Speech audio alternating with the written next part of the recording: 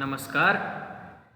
શ્રી કળુભાઈ વિરાણી કન્યા વિદ્યાલયની આ YouTube channel ઉપર આપ સૌનું હાર્દિક સ્વાગત છે. સ્ટડી મટીરિયલ્સ ફોર સ્ટુડન્ટ્સની અંદર આજે ઇંગ્લિશ સબ્જેક્ટની અંદર આપણે લેવાના છીએ પેસિવ વોઇસ સિરીઝનો આ ચોથો લેક્ચર. હું છું દીપેશ જોશી અને આજે આપણે આગળના પેસિવ વોઇસની સમજણ લઈએ.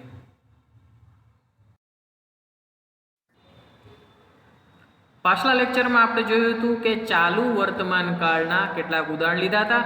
એફિર્મેટિવ એટલે કે હકાર, નેગેટિવ એટલે કે નકાર અને ઇન્ટ્રોગેટિવ એટલે પ્રશ્નાર્થ વાક્યો કેવી રીતે બને છે.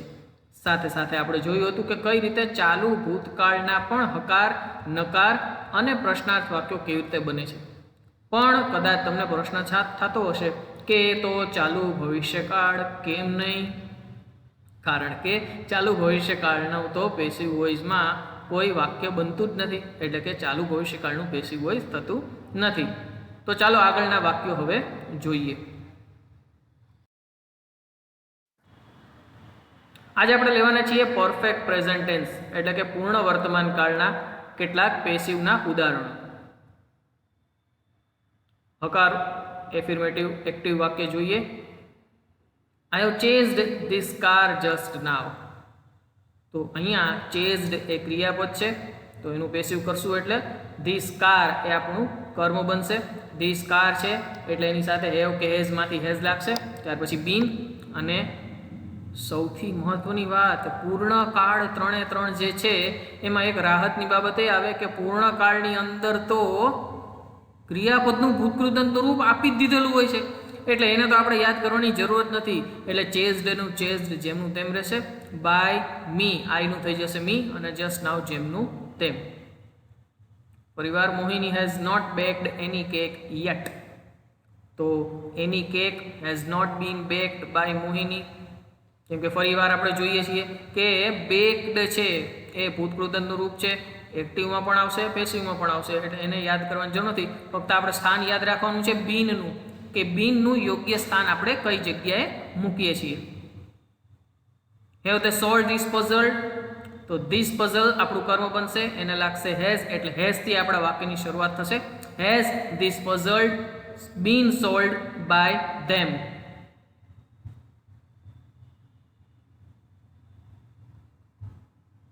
ત્યાર પછી એક વધારાનું વાક્ય લઈએ. Have you seen this movie. તો ધીસ મૂવી આગળ આવશે. Has this movie been seen by you. હજી એક વાક્ય. Nirmal has not taught this poem yet. તો this poem has not been taught by Nirmal yet. તો આ રીતે એ પેસિવ વોઇસના વાક્યો પૂર્ણકાળના બનતા હોય છે.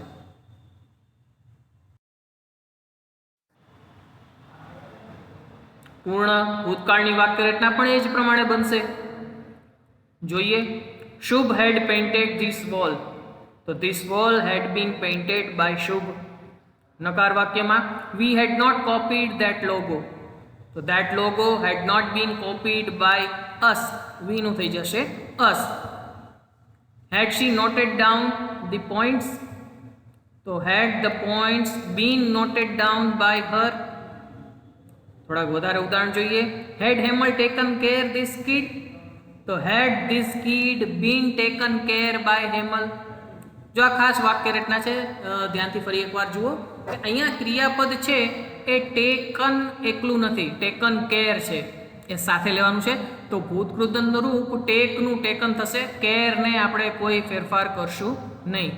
તો આવા કેટલાક ક્રિયાપદ હશે, આગળ પણ આપણે ઉદાહરણમાં જોતા રહીશું અને એને ખાસ ધ્યાનમાં રાખશું. Sujal had not build this building last year. તો this building had not been build by Sujal last year. તો આ રીતની એ પેસિવની વાક્ય રચના પૂર્ણ ભૂતકાળની બને છે.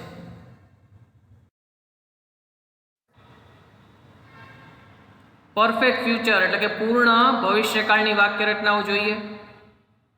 તો Nandan will have cleared this point. Will have અને ભૂતકૃતનું રૂપ આ રીતે પૂર્ણ ભવિષ્યકાળ બને છે. તો એનું આપણે પેસિવ કરશું. તો this point will have been cleared by Nandan. તો વિલ હેવ અને બીન અને પછી ભૂતકૃતનું રૂપ આ રીતે એકદમ લાંબી વાક્ય રચના એની બનશે. He will not have mixed all liquid. all liquid will not have been mixed by him. Will Sunidhi have arranged these books? જો આ ખાસ વાક્ય સમજો, ઘણી બધી વખત પ્રશ્ન થાય છે કે સુનિધિ છે તો એની સાથે તો હેઝ આવવું જોઈએ, પણ અહીંયા મિત્રો વાક્ય રચના છે એ પરફેક્ટ ફ્યુચર એટલે કે પૂર્ણ ભવિષ્યકાળની છે અને ભવિષ્યકાળ દર્શાવતો મુખ્ય શબ્દ છે વિલ, અને વિલ સાથે આવતું કોઈ પણ ક્રિયાપદ છે એના હંમેશા મૂળ સ્વરૂપમાં રહે છે, એટલે વિલ સાથે આવ્યું છે એટલે એની સાથે રહેશે તો હેવ જ, કેમ કે હેવ છે એ મૂળ સ્વરૂપ છે. અહીંયા સુનિધિ છે એ એની સાથે હેવ મૂકેલું છે એનું કારણ પણ આ જ છે. Will these books have been arranged by Sunidhi? Will Kumar have donated a big amount? So will a big amount have been donated by Kumar? Dev will not have written an article. So an article will not have been written by Dev. તો આ એક પૂર્ણકાળની આપણે વાત કરી. તો અહીંયા passive વોઇસના બધા કાળની વિગતો આપણે પૂર્ણ કરીએ છીએ. ચાલુ પૂર્ણકાળ એટલે કે ચાલુ પૂર્ણ વર્તમાન કાળ, ચાલુ પૂર્ણ ભૂતકાળ અને ચાલુ પૂર્ણ ભવિષ્યકાળ, એનું પણ પેસિવ વોઇસ થઈ શકશે નહીં, કેમ કે એમાં પહેલેથી ટુ બીના રૂપનો ઉપયોગ થઈ જાય છે. હેવ હેઝ બીન અને ક્રિયાપદનું આઈએનજી વાળું રૂપ, હેડ બીન અને ક્રિયાપદનું આઈએનજી વાળું રૂપ, અને વિલ હેવ બીન અને ક્રિયાપદનું આઈએનજી વાળું રૂપ. આ રીતે ત્રણેયમાં બીન પહેલેથી જ ઉપયોગમાં આવી જાય છે. એટલા માટે પેસિવ વોઇસ બનાવવા માટે ફરી વખત આપણે બીજા કોઈ ટુ બીના રૂપનો ઉપયોગ કરી શકીએ નહીં. એ કારણથી આ ત્રણેય કાળનું પણ પેસિવ વોઇસ થઈ શકશે નહીં.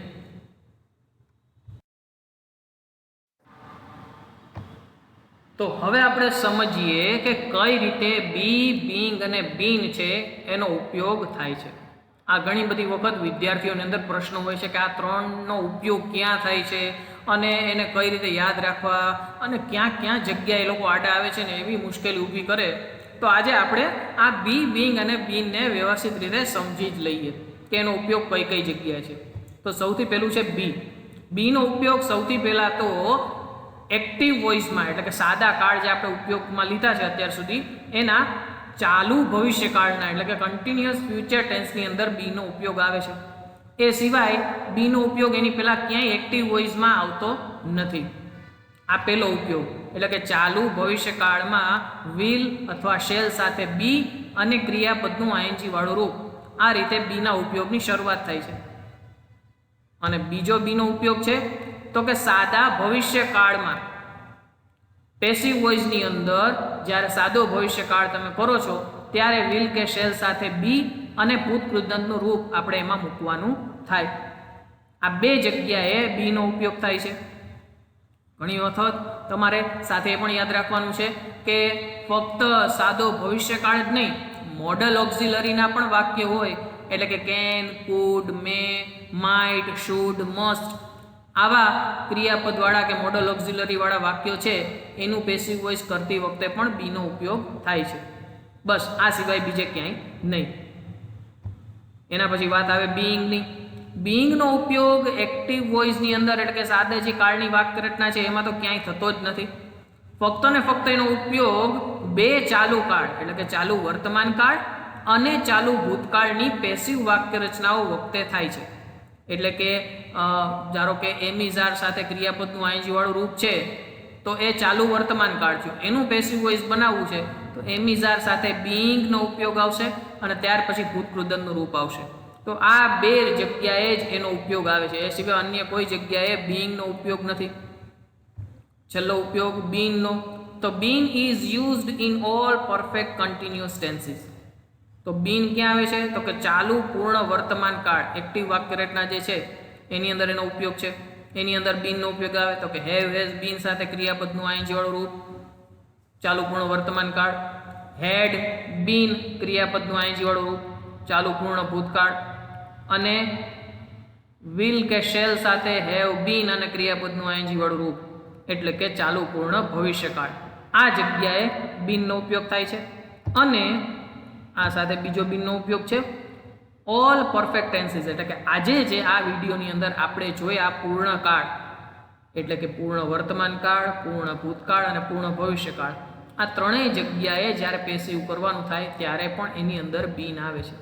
આ સિવાય આનો કોઈ બીજી જગ્યાએ ઉપયોગ આવતો નથી. તો આશા રાખું છું કે આ વસ્તુ તમને સારી રીતે સમજાઈ ગઈ હશે.